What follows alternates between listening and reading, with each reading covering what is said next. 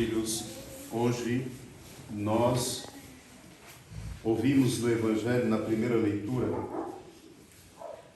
algo que toca o nosso coração e faz pensar na nossa própria conversão. Vejam, São Paulo e São Silas estavam pregando o Evangelho. E porque estavam pregando o Evangelho, foram presos, açoitados, deixaram eles feridos, e o magistrado mandou que o carcereiro prendesse com muita segurança aqueles homens, porque no dia seguinte seriam punidos, talvez até com a morte. E então o carcereiro pega São Paulo e São Silas, coloca no fundo da prisão, lugar mais protegido. Quando dá meia-noite, veja, quando nós sofremos alguma tribulação, nós tendemos a ficar muito tristes e acabrunhados. Meia-noite, São Paulo e São Silas estavam cantando os hinos a Deus, louvando a Deus. E de repente, enquanto cantavam o hino, aconteceu aquele terremoto e todas as portas se abriram. São Paulo e São Silas permaneceram lá, eles poderiam ter fugido. Quando o carcereiro viu aquela situação toda, ele sabia que ele pagaria com a própria vida. Porque já tinham dito a ele, proteja esses prisioneiros no lugar mais protegido da cadeia. E então o carcereiro tira a espada para cometer suicídio. Porque ele sabia que ele morreria. Talvez seria torturado para ser morto. Talvez uma morte terrível. E então São Paulo diz, não faça nenhum mal contra a sua vida, porque nós estamos aqui. Nenhum de nós saiu, todos estão aqui. E então o carcereiro fica extremamente tocado por aquela situação e ele reconhece que Deus tem meios para nos converter. Tem gente que se converte sendo batizado bebezinho, faz todos os sacramentos bonitinho e em um determinado momento ele faz uma experiência com Deus e essa é a vida de um católico tradicional, filho de uma boa família, que todos fossem assim. Sem precisar enfiar a cara na lama do pecado para depois se converter. Que os nossos pais tivessem nos levado para o batismo. Criança, que a gente tivesse recebido primeira comunhão, crisma, casamento, tudo bonitinho, para poder viver a vida. Essa é a primeira forma de converter. A segunda forma de converter uma pessoa é advertindo ela, falando da lei de Deus, mostrando onde está o certo e o errado. Às vezes uma mãe se esforça com o filho, diz, meu filho, isso aqui é o que Deus falou, está na Bíblia. Então Deus deixou a Sagrada Escritura como as leis que nos fazem enxergar Deus. E o terceiro modo de Deus nos converter é permitindo sofrimentos na nossa vida. Até os sofrimentos que Deus permite é um bem para nós. Porque depois de muito sofrimento, muitas pessoas se convertem. Então é um bem. Se tudo concorre para o bem dos que amam a Deus, uma conversão que vem pelo sofrimento é um bem, apesar do sofrimento. Aquele homem teve que experimentar isso. Agora, o que me toca e o que é impressionante, alguém conseguir reconhecer a verdade à meia-noite, que diz a Sagrada Escritura, naquela mesma hora, ele levou São Paulo e São Silas para a casa dele. São Paulo prega o Evangelho para ele e para a família dele. Converte ele e a família dele naquela hora. Ele prepara uma janta para São Paulo, deve ter jantar lá pelas 2, 3 da manhã. Lava as feridas de São Paulo, ou seja, repara os seus pecados. Lava as feridas de São Paulo, é batizado ele e toda a sua família. Às vezes nós esperamos anos para nos converter. O Espírito Santo pode agir tão poderosamente que uma pessoa se converte em horas, mesmo sendo ele um homem mau, porque um carcereiro não era uma pessoa boa. O carcereiro de uma prisão humilhava, batia nos prisioneiros, não era um anjo, era um homem mau. Para as pessoas más, nosso Senhor geralmente usa o caminho da penitência, do sofrimento. Para uma pessoa que é muito má, Deus quer converter a todos. Deus permite que ela sofra para dar a ela a oportunidade de se converter. Então aquele carcereiro não era um anjinho de luz, ele era um homem mau.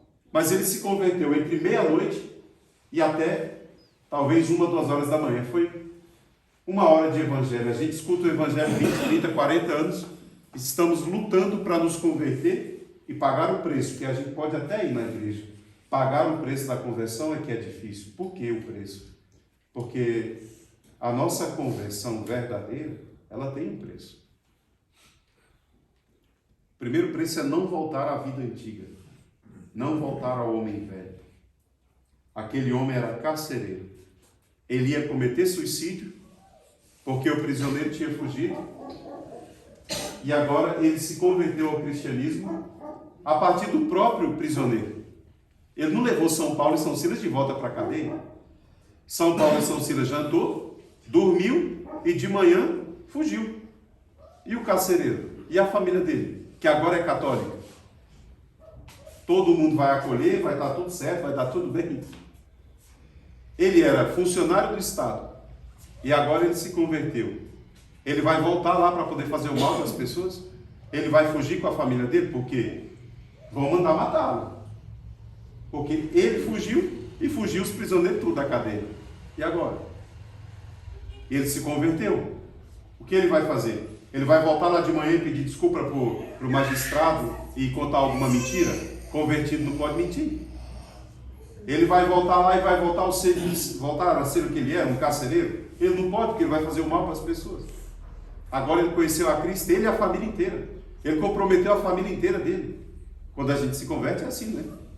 E aí agora ele não tem ninguém, ele não tem mais nada.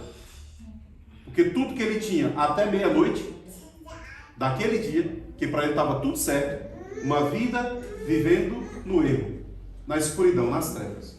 À meia-noite o Senhor se manifesta, às 3 horas da manhã esse homem está convertido, e agora ele já não volta mais para as trevas, ele tem que ir para a luz. Mas ele não tem nada diante dele, a não ser a luz do Espírito Santo. Porque agora ele se converteu, foi batizado. São Paulo tem que partir para a missão. Eu sempre me perguntei o que aconteceu com ele e com a família dele. Porque agora ele não tem mais o salário de carcereiro. Talvez ele perde até o título de cidadão, porque ele é traidor do Estado. É um traidor. Ele deixou fugir prisioneiros importantíssimos. Se for pego, ele vai ser morto. Ou ser preso, pelo menos. A família dele vai passar por pobreza, porque agora ele não tem mais dinheiro, não tem mais nada. Sobra para ele a comunidade e o Espírito Santo. O Evangelho Nosso Senhor diz: é bom para vocês que eu vá, porque se eu for, eu vou mandar um defensor, e poderosamente ele mostrará ao mundo o que significa o pecado, a justiça e o julgamento. Quem nos defende do mal é o Espírito Santo. Aquele homem agora vai começar uma vida nova, depois de convertido, e ele vai ter que começar ela do zero. Às vezes na nossa vida a gente se converte e fica querendo olhar para trás e pisar um pouco cá, um pouco lá. Um pouco em Deus, um pouco no mundo, um pouco em Deus, um pouco no mundo. Mas pode ter certeza, quem vive assim ou quem não vive assim, chega uma hora em que você é provado. E aí você tem que escolher. Quem morre com um pé no mundo e um pé na igreja, não entra no céu. Porque ele vai trair nosso Senhor várias vezes. Mesmo fazendo coisas boas. Se ele contrariar o Evangelho, ele está traindo o nosso Senhor. Então não adianta tentar carregar até o fim da vida. Não, eu vou viver bem, vou viver tranquilo. Um pouquinho aqui, um pouquinho ali. Se morre nessa situação, não entra no céu. Se for salvo, vai para o purgatório. Se traiu e morreu em pecado mortal, não é salvo. Então vai chegar uma hora na nossa vida que a nossa fé vai ser provada. Ninguém passa sem isso. Todos nós, de uma forma ou de outra. Uns, a aprovação será suave. Quem se converteu criança, fez os sacramentos, teve família, casou, viveu 30, 40, 50 anos casado, teve seus filhos, obedeceu às leis de Deus, é suave. A prova é suave. Às vezes é uma doença, às vezes é uma dificuldade, uma pobreza, às vezes é um sofrimento. Mas é uma coisa leve para a alma, eu estou dizendo. Porque a morte todo mundo vai ter que morrer. Mas eu digo para a alma. Você não vai correr o risco de perder a sua fé. Agora, uma pessoa que viveu traindo nosso Senhor continuamente, quando vier a prova da fé, ela entrará num estado de profunda dúvida e confusão. E ali é um risco de perder a fé. Quem viveu no mal, na hora da morte, não terá condições de voltar daquele mal para trás, a não ser por um milagre da misericórdia divina que nosso Senhor prometeu. Ele disse: eu vou lançar um raio da misericórdia. Se acolherem, ainda podem ser salvos. São Dimas e o Gesmas, junto de Jesus na cruz. Os dois eram ladrões. São Dimas se converteu, o outro não. Nosso Senhor deu a mesma oportunidade, ele estava presente ali. Pessoas más, na hora da morte, também receberão a luz da misericórdia. A questão é, uma vida vivida no mal faz com que o coração humano se endureça no mal, e na hora de escolher Deus, no último segundo, no último minuto, essa pessoa pode não ter o arrependimento de seus pecados. São Dimas bastou alguns minutos para se arrepender dos seus pecados, fazer a profissão de fé e pedir e nosso Senhor entregar o céu para ele. Foi uma questão de, talvez, uma hora ali. Mas o outro não. A oportunidade foi dada para os dois. Então, querendo ou não, chega a hora em que nossa fé será provada. Veja, Nossa Senhora em Fátima, ela prometeu uma graça que nós não conseguimos alcançar sozinhos. Mesmo que nós sejamos pessoas muito boas, essa graça ninguém pode alcançar, que é a graça chamada da perseverança final. Ou seja, morrer em Deus. Você pode viver a vida toda em Deus e morrer numa tragédia e pecado mortal na alma. Nós não temos certeza que vamos para o céu. Quem pode ter certeza que vai entrar no céu? Eu posso ter servido a Deus a vida inteira. Eu sou padre há 15 anos, vai fazer esse ano. Eu não posso dizer, por causa disso eu vou entrar no céu. Tem padre no inferno também. Eu só posso ter esperança. E eu luto a vida inteira para perseverar. Mas perseverar, até na hora de morrer, é uma graça que nem todo mundo alcança. Nossa Senhora em Fátima prometeu àqueles que durante 5 meses, no primeiro sábado de cada mês, comungar, confessar, oferecendo reparação, rezar o texto dos pecados do mundo, Nossa Senhora prometia todas as graças necessárias para a salvação. Isso é uma graça particular de Nossa Senhora de Fátima.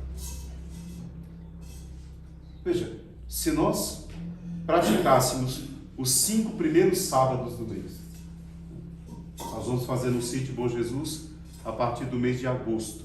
Agosto, setembro, outubro, novembro, dezembro. No primeiro sábado do mês, pela manhã. Se nós praticássemos esta devoção, Nossa Senhora de Fátima prometeu, ela alcançaria todas as graças que nós necessitamos para chegar à salvação. Que graça nós precisamos ter para chegar à salvação? Precisamos ter a graça de, antes de morrer, confessar os nossos pecados. Precisamos que Nossa Senhora sustente a nossa vida até receber aquele sacramento. Dou um exemplo. Minha mãezinha faleceu há 1 mês e 1 semana vai fazer 2. Eu estava em Minas Gerais e a minha mãe estava no Tocantins, em Palmas, mais de 1000 quilômetros de distância. No sábado, era um sábado, meus irmãos ligaram pela madrugada e disseram: nossa mãe está em estado gravíssimo, vai ser transferida para um hospital em Palmas. Eu derramei umas lágrimas e pedi a Nossa Senhora, sustente a vida dela para que eu dê os sacramentos. Minha mãe, consagrada ao Sagrado Coração de Jesus, devota de Nossa Senhora de Fátima, já alcançou na vida milagre da cura de uma irmã através de Nossa Senhora de Fátima. Eu estava em Minas Gerais e disse: Nossa Senhora, eu estou aqui cumprindo uma missão, sustenta a minha mãe. Terminei a missão, cheguei no domingo e viajei para lá pela madrugada. Cheguei a tempo da visita. dei o sacramento, disse de todo o amor que eu tinha por ela, consagrei ela a Nossa Senhora do jeito que ela me consagrou quando eu estava no ventre dela, entreguei ela para Nossa Senhora, dei a absolvição geral de todos os pecados dela. E isso era o final da tarde da segunda-feira.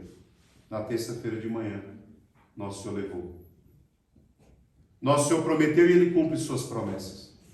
Nossa Senhora de Fátima diz: eu buscarei todas as graças necessárias para a salvação daqueles que se consagrarem ao meu imaculado coração.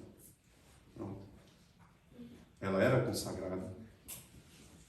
Então, terminando essa novena, olhando para a conversão desse moço da primeira leitura e da promessa de Jesus no Evangelho que o Espírito Santo nos defenderia, e a promessa de Nossa Senhora de Fátima, nós deveríamos terminar essa novena fazendo um voto com Nossa Senhora. Se nunca fiz na vida, fazer, pelo menos uma vez na vida, fielmente, a devoção dos 5 primeiros sábados.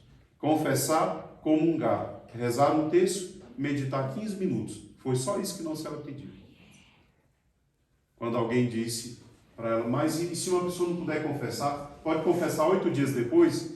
Nosso Senhor disse: pode, desde que faça a intenção de reparar o coração de Nossa Senhora. Não é difícil. Não é difícil. Vocês podem fazer até aqui na capelinha. Pode fazer sozinho em casa também. Mas precisa ir na missa, comungar. O céu, ele promete coisas muito grandes com exigências muito pequenas. A exigência do Evangelho hoje era só que os apóstolos deixassem Jesus ir e não ficassem tristes. Ele disse: é bom para vocês que eu vá, porque eu vou mandar um defensor que agirá poderosamente. O Espírito Santo está atuando agora na nossa vida, né? Então, aquele carcereiro, parece que a vida dele acabou porque ele perdeu dinheiro, status, talvez também até o fato de ser cidadão, e agora ele não pode ficar transitando de cidade em cidade, porque no posto de revista ele vai ser tido como traidor. Então, se ele for viajar de uma cidade para outra, tem que ser fugido, tem que ser escondido. O resto da vida daquele homem, humanamente falando, passou a ser um sofrimento. Pergunta para ele se ele estava triste por isso. Ele encontrou Jesus, ele e a família dele inteira se converteu. Ele tinha tudo e tinha perdido tudo. Por isso a conversão tem um preço. Às vezes, o preço de amar nosso Senhor é perder todo o resto. Às vezes tem alguém que não gosta da nossa fé. Às vezes tem alguém que não concorda com a nossa fé e até se afasta de nós. Não tem problema.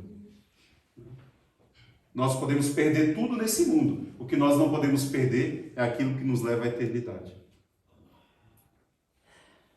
Minha mãe viveu 70 anos.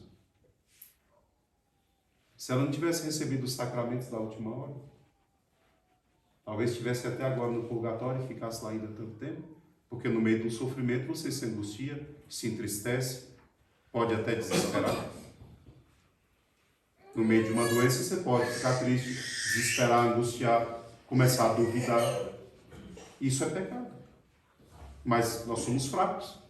Por isso a gente precisa do sacramento. E Nossa Senhora foi tão fiel, mas tão fiel, que ela morreu na terça-feira santa. O único dia que eu podia fazer a missa de corpo presente era na quarta-feira. Rezei a missa em sufrágio da alma dela. Quinta-feira santa, sexta-feira santa, sábado santo, domingo da ressurreição.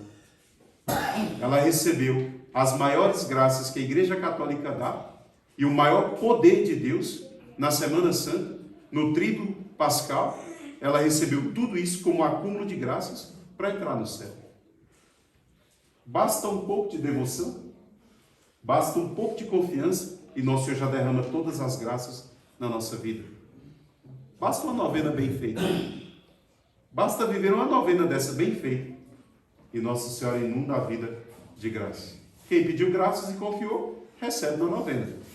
Quem ainda não aprendeu a confiar, pensa na próxima novena do próximo ano, pede a graça de viver até lá, e faz uma novena e peça uma graça. E você verá que essa graça será alcançada, se você confiar. Louvado seja nosso Senhor Jesus Cristo. Para sempre seja louvado. E a sua mãe, Maria.